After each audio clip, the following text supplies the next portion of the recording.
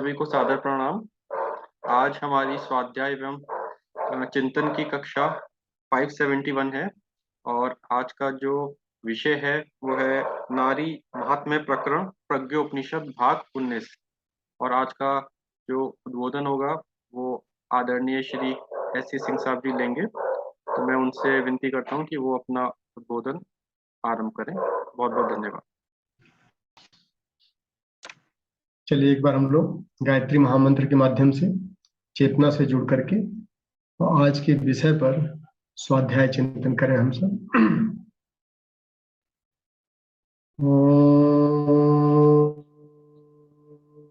ओम भूर्भुवः स्वः तत्सवितुर्वरेण्यं भर्गो देवस्य धीमहि धियो यो नः प्रचोदयात्।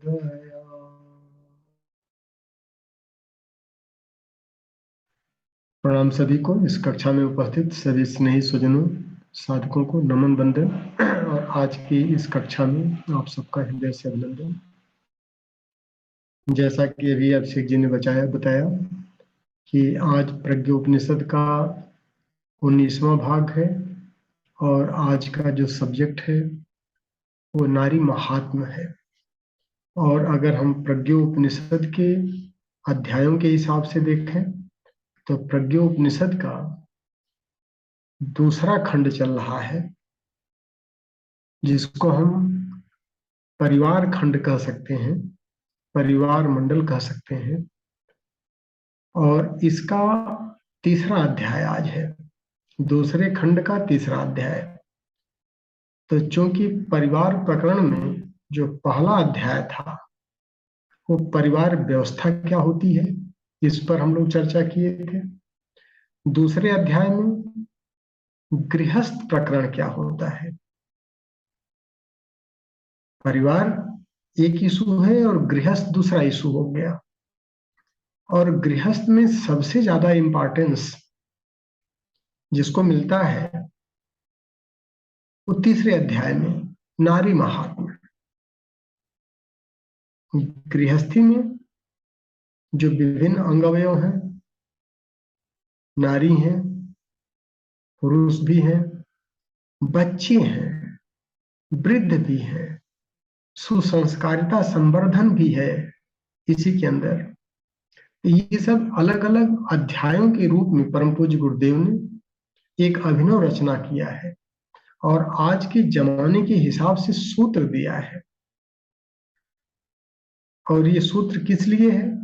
ताकि इन सूत्रों को समझ करके, पढ़ करके, स्वाध्याय और चिंतन के माध्यम से इस पर हम गहन चिंतन मनन करें और उसको अगर अपने जीवन में उतार लें तो ये जीवन हमारा धन्य हो जाता है। इतना आनंद आता है, इतना शांति मिलती है और विकास भी होता रहता है। इन सूत्रों को समझने की आवश्यकता है। तो बड़े सरल और सहज सूत्र दिए हैं परम पूज्य गुरुदेव ने। नारी महात्म्य कि नारियों का क्या महत्व है परिवार व्यवस्था प्रकरण में, उसमें हमारे क्या दायित्व होते हैं, हमें क्या करना चाहिए और हम कहाँ चूक कर जाते हैं कि जिसका खामियाजा हमको गृहस्थ में कभी कभी नारकी जीवन बिताना पड़ता है। और उस नारकी जीवन के बेस में कहीं न कहीं हमारा ही इन्वॉल्वमेंट होता है, क्योंकि कर्म फल से रहित नहीं है तो उसके फल को भी भोगना हमारी परतंत्रता है। हम फल में स्वतंत्र नहीं है, कर्म में तो स्वतंत्र हैं लेकिन कर्म फल।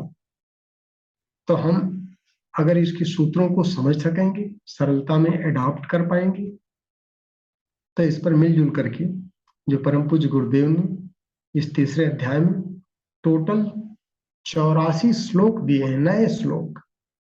किसी धर्म ग्रंथ शास्त्र में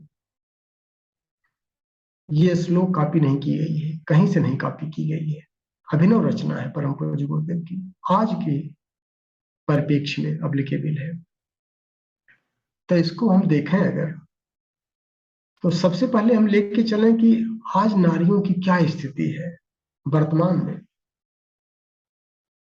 बीच में अंधकार युग है आया था, वहां से डिस्टॉर्शन स्टार्ट हुआ है। डिस्टॉर्शन कहाँ तक जा रहा है? अगर टीवी का चैनल खोल के बैठ लें तो लगभग 50% न्यूज सिर्फ क्रिमिनलिटी में आ रही है, और उनके केंद्र में भी नारियों को रखा जा रहा है। यह आज का चित्रण है। जब भी हम देखें, प्रतिदिन सिर्फ इंडिया में लगभग 55 से 60 क्रिमिनलिटी रजिस्टर्ड हो रही है नारियों के अगेंस्ट में। 55 से 60।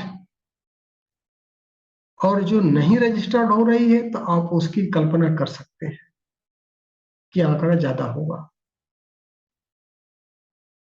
पिछले 1 वर्ष के दौरान लगभग 5 लाख क्रिमिनलिटी को रजिस्टर्ड किया गया था। इतनी कंप्लेन है।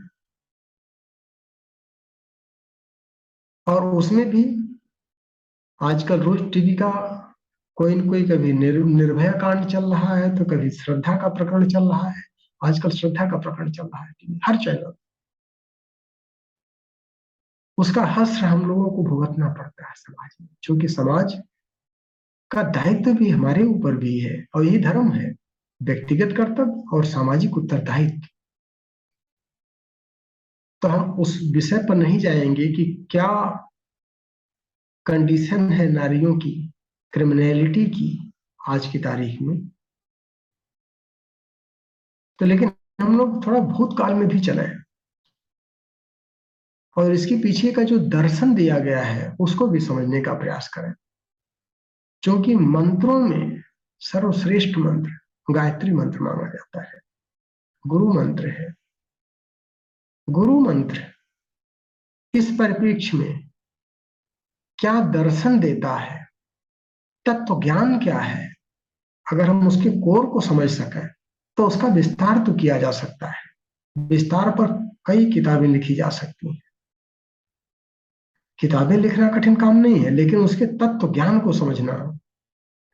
2 सूत्र आता है गायत्री महामंत्र में, 2 अक्षर, जो 24 अक्षरों का गायत्री मंत्र। पहले जो 4 अक्षर हैं वो अक्षर हमारी फैकल्टी के ऊपर है। तत्सवितुर्वरेण्यम।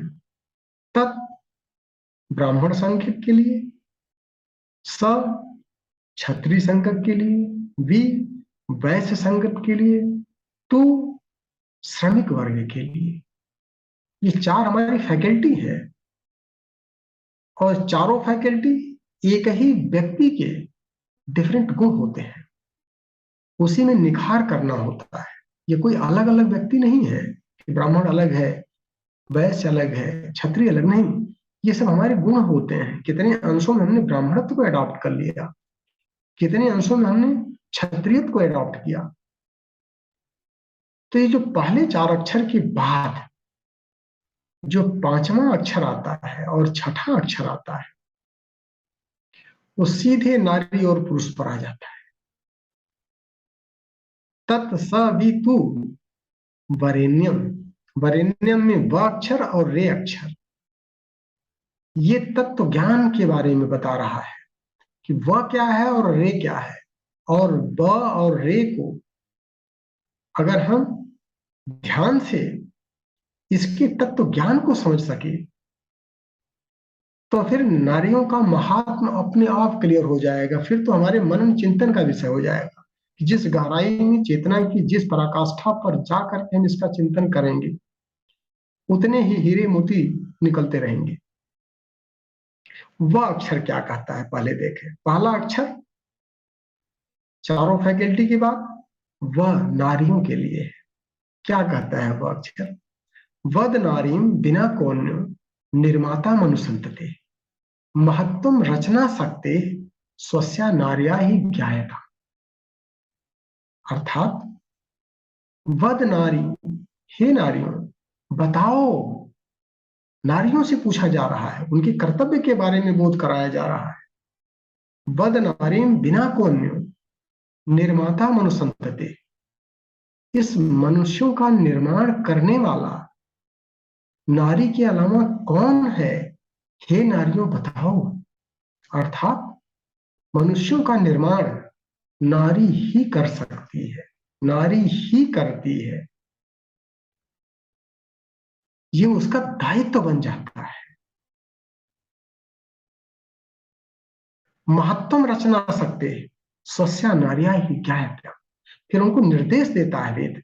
वेद क्या कहता है, हे नारियों, क्योंकि मनुष्य की निर्मात्री आप ही हो, इसलिए आप अपने रचना शक्ति को पहचाने, उसके महत्व को जानने का प्रयास करें। स्वस्या नारिया ही क्या है, और जान करके उसके गुण रहस्यों को समझ करके आप मनुष्य का निर्माण करें, और मनुष्य के निर्माण से ही परिवार का निर्माण होगा और समाज का निर्माण होगा। तो ये नारियों के कर्तव्य, उनकी क्षमता, उनकी बेसिक इंस्टिंक्ट्स के बारे में वेद खुलासा भी करता है और उनके दायित्वों के लिए आदेश भी देता है। अब दूसरा जो रे अक्षर है वो पुरुषों के लिए आता है।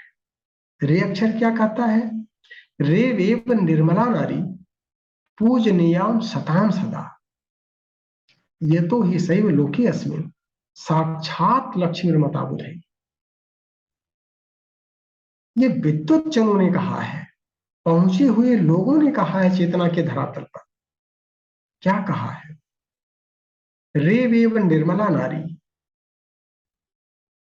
नारी जो है रेवा नदी के समान निर्मल है। पूजनीयाम सताम सदा, सदगृहस्थ इनकी सदा पूजा करते हैं। ये तो ही सैव लोकी अस्मिन् साक्षात लक्ष्मीर्मता बुधई। वो गृहस्थ में साक्षात लक्ष्मी के रूप में उनकी प्रतिष्ठा करनी होती। लक्ष्मी कोई मूर्ति ला करके पूजा करने से ज्यादा अच्छा है कि घर की लक्ष्मी को, घर की गृहिणी को इस गृह मंदिर में लक्ष्मी के रूप में प्रतिष्ठित करके उसकी पूजा करनी चाहिए। ये पुरुषों का दायित्व दिया गया है। अब अगर इसको हम तत्व ज्ञान के रूप में लें तो दो ध्रुव आ रहे हैं। एक तरफ रे अक्षर, व अक्षर, और दूसरी तरफ रे अक्षर।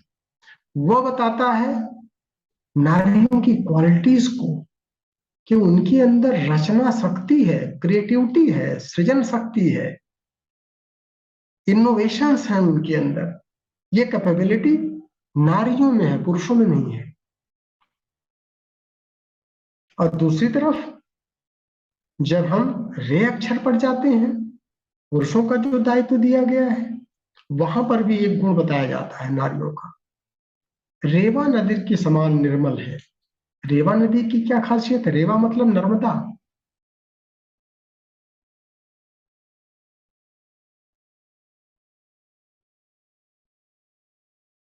नर्मदा नदी की जो खासियत है, उसका जल अगर हम गंगा के जल से देखें, गंगा पवित्र तो है, लेकिन रेवा की पवित्रता निर्मलता के साथ में है। गंगा नदी मटमैली है, ट्रांसपेरेंट नहीं हो सकती, लेकिन रेवा नदी की जिसके ज्योतिर्लिंग, शिवलिंग सदैव पूजनीय रहे हैं, वो निर्मल है, ट्रांसपेरेंट है, और जहां पर जल स्थिर है आप गहराई तक देख सकते हैं।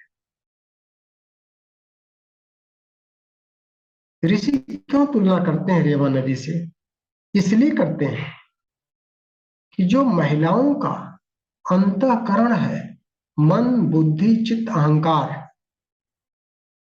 जिसके माध्यम से ये कारण शरीर बनता है, उसकी स्पेशलिटी बताते हैं। स्नेह सौजन्यता का बाहुल्य होता है उनके अंदर, श्रद्धा प्रस्फुटित होती है उनके नेचर में। परिस्थितियों की बस अगर नारी का दुरुपयोग कर दिया गया, गलत परिस्थितियों में रख दिया गया, तो परिस्थितियों का रिफ्लेक्शन आता है उनके माध्यम से। नारी अपवित्र नहीं है वहां पर। अगर परिस्थितियों को हटा दिया जाए, जिन परिस्थितियों की वजह से नारी मैली दिख रही है, अगर उन परिस्थितियों को हटा दिया जाए सिर्फ, तो वापस वो उसी पोजीशन में पहुंच जाती है। ये खासियत नारी के गुणों में होती है, उसका जो अंतःकरण होता है उसमें होती है। तो दोष यहाँ पर नारी के ओरिजिनल गुणों का नहीं है, परिस्थितियों का है। और परिस्थितियों को करेक्ट करने की रिस्पॉन्सिबिलिटी किसकी है? इस समाज की है, जो पुरुष वर्ग है होता है, उसका दायित्व है। जैसी इलास्टिसिटी होती है, उसको हम फैला के देखें, अगर हमने फोर्स लगा के फैला दिया, वो दूसरे स्वरूप में दिखाई पड़ेगा। और जैसे हम एक्सटर्नल फोर्स को हटा देते हैं, फिर वो वापस अपने उसी स्वरूप में आ जाता है। तो ये बेसिक क्वालिटी होती है। नारियों का अंतःकरण परमात्मा ने उसी अनुसार निर्मित किया है। और जब अंतःकरण इतना शुद्ध और पवित्र और ओरिजिनल होता है, तो उसमें रचनात्मकता होती है। और जब पुरुष वर्ग साधना करता है, तो हमारा ये व्यक्तिगत अपना अनुभव है। हम लोगों से यही कहते हैं कि भाई आपकी साधना सही दिशा में तभी मानी जाएगी जब आपके अंदर परिष्कार अंदर हो रहा है। और पता कैसे चलेगा कि अंदर परिष्कार हो रहा है? अंदर परिष्कार जब होता है, तो आपके अंदर सृजन की शक्ति डेवलप हो जाती है, रचनात्मकता आपके अंदर आने लगती है, इनोवेशन आने लगते हैं। फिर आप नकल नहीं करते हैं, किसी ढर्रे पर नहीं चलते हैं। ढर्रे पर चलना विद्वानों और बुद्धिमानों का काम नहीं है। विद्वान वही है कि जो अनुभव ले रहा है, कुछ नया करके, कुछ नया प्रैक्टिकल करता है, उसको देखता है, और फिर वहां से अंतःकरण से उसकी प्रेरणा निश्चित होती है। यही पहचान होती है विद्वता की। विद्वता का मतलब ये नहीं कि पुस्तक को रट करके हम उसके सूत्रों को बोल दें तो हम विद्वान हो गए। नहीं जी, कॉपी करना विद्वता नहीं है। और ये रचनात्मकता, ये नारियों का ओरिजिनल गुण है। तो ये दो सूत्र जो दिए गए हैं, यही दो तत्व ज्ञान है पूरे नारी महात्मा का। और अगर इसका हम विस्तार करने लगे थोड़ा थोड़ा करके, और विस्तार कैसे किया जाता है? चिंतन और मनन के माध्यम से। कि जब हम उसके सारे पहलुओं को देखने लगते हैं, उसके एप्लीकेशन को देखते हैं, उसकी साइंस का उपयोगिता जब करने लगते हैं एक फील्ड में, तो उस उपयोगिता के माध्यम से हम उसका विस्तार कर पाते हैं। अगर इसकी उपयोगिता दिया जाए, इस दर्शन की, जो परम पूज्य गुरुदेव की ओरिजिनल अपनी रचना है, उन्होंने दिया है गायत्री स्मृति में दोनों सूत्र, पुरुषों का और नारियों का, कि उनकी कैरेक्टरिस्टिक को डेवलप करने के लिए माहौल देने का जो रिस्पॉन्सिबिलिटी है, वो हमारे कंधे पर है, समाज के कंधे पर है, परिवार के कंधे पर है। अब अगर नारियों को देखा जाए एप्लीकेशन में, तो परिवार की धुरी होती है नारी। उसी को गृहस्थ का हृदय कह सकते हैं, प्राण कह सकते हैं, केंद्र कह सकते हैं। पूरे परिवार का जो केंद्र बिंदु है, वो उस परिवार की गृहिणी होती है। और गृहिणी अगर केंद्र बिंदु है, तो जिस हिसाब से गृहिणी होगी, उस परिवार में निकलने वाले बच्चे भी वही स्वरूप लेते जाएंगे। कभी भी आप देखें कि किसी सफल बच्चे से जब पूछा जाता है कि आपकी सफलता में कोर में कौन है, अधिकांशतः वो अपने माँ और पिता को बोलता है, परिवार के माहौल को बताता है। तो परिवार निर्माण में इसकी भूमिका बहुत महत्वपूर्ण हो जाती है कि वो नारी कैसी है, नारी का मानसिक स्तर का विकास कितना आपने किया, उसके भावनात्मक स्तर का विकास कितना किया, उसकी रचनात्मकता का विकास आपने कितना किया, उसके लिए कितना साधन मुहैया आपने कराया, कितने सुअवसर आपने दिए, तो उसका संस्कृति, उसका संस्कार, उसकी सभ्यता, उसकी सुरक्षा, उसके साधन, उसकी शिक्षा, उसकी विद्या कितना डेवलप करने में समाज ने अपने दायित्वों का निर्वहन किया, उसी अनुसार उस नारी के व्यक्तित्व का निर्माण हो पाता है। और जैसा उसका व्यक्तित्व बन पाता है, उसी के अनुसार परिवार की दिशा धारा निर्धारित की जाती है। ये बड़ा इंपॉर्टेंट फैक्टर हो जाता है। तो जब देखें कि उसकी बेसिक क्वालिटी ये है, उस क्वालिटी को निखारने का जो जिम्मा होता है वो समाज का होता है, वो परिवार के और सदस्यों का होता है।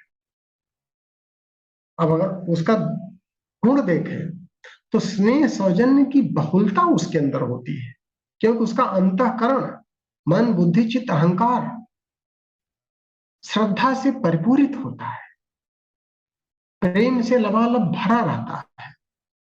बस उसको दिशा सही मिलनी चाहिए। अगर दिशा सही नहीं मिल पाती है तब वो परिस्थितियों के अनुसार परिवर्तित हो जाती है, और परिस्थितियों को अगर हम उसको डेवलपमेंट के लिए परिवर्तित कर दें दोबारा से, तो फिर वो अपनी ओरिजिनलिटी पर आ जाएगी। तो स्नेह सौजन्य का जो बहुलता होती है उसके अंदर, प्रचुरता होती है उसके अंदर, उसके माध्यम से वो गुणों का विकास कर लेती है, परिवार के माहौल का विकास कर लेती है। और अगर उसको दूसरे शब्दों में कहा जाए तो नारी खदान है, और उस परिवार में निकलने वाले बच्चे वो खनिज है जो और से निकलते हैं। अगर नारी कोयले की खदान है तो उसमें से कोयला निकलेगा। अगर लोहे की खदान आपने बनाया है, उसको ओरिजिनलिटी तो उसकी है ही है जो है, आपने उसको स्वरूप क्या दिया है। अगर लोहे का दिया है तो उसमें से निकलने वाले बच्चे लोहा ही होंगे, लोहे का एस्क होंगे। अगर हमने सोना हीरा जिस तरह से उसकी परिस्थितियों को डेवलप किया है, उसी अनुसार उस परिवार के सदस्यों का निर्माण होता चला जाता है।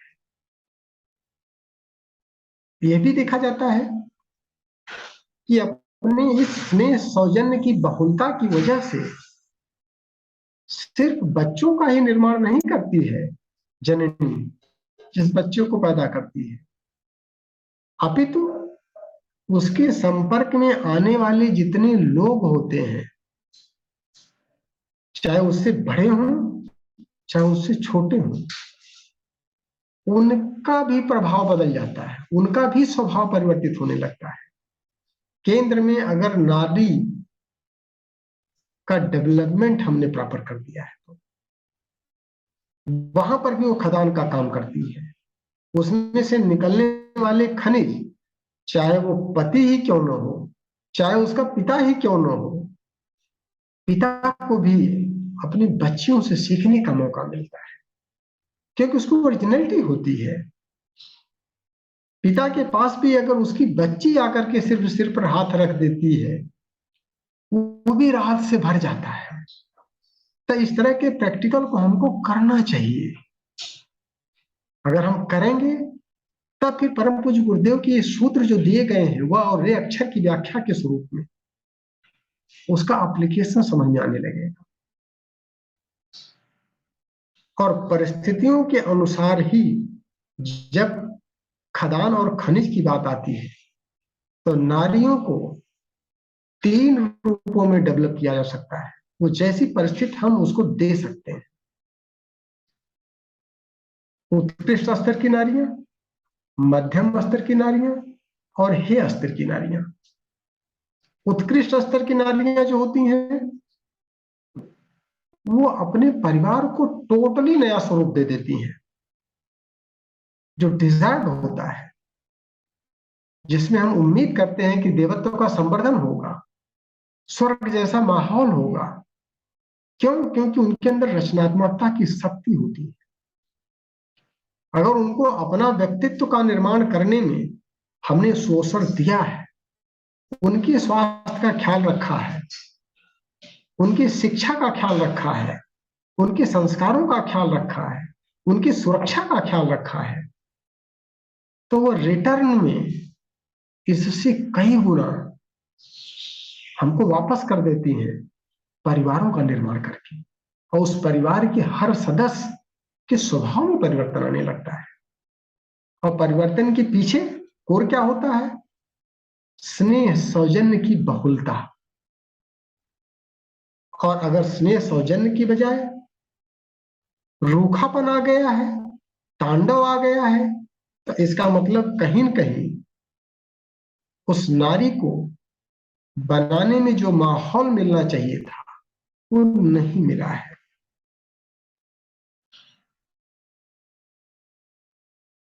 और अगर औरत का वो माहौल नहीं मिला है, तो मध्यम स्तर की और नारियां कही जाएंगी।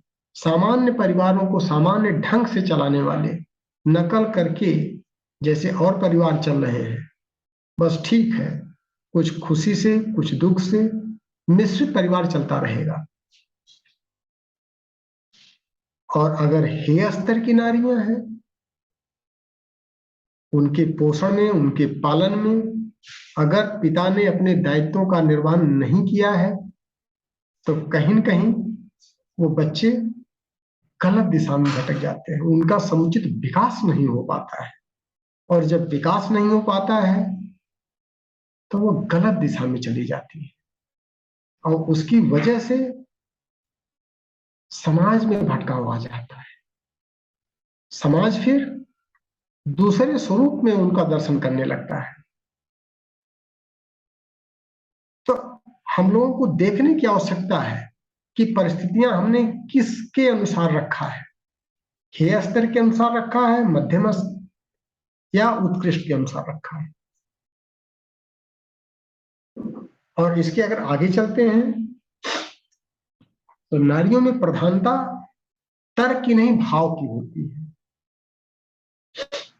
जो अंतःकरण का निर्माण होता है नारियों का और पुरुषों का, दोनों में जो बेसिक डिफरेंस होता है कि पुरुष जो है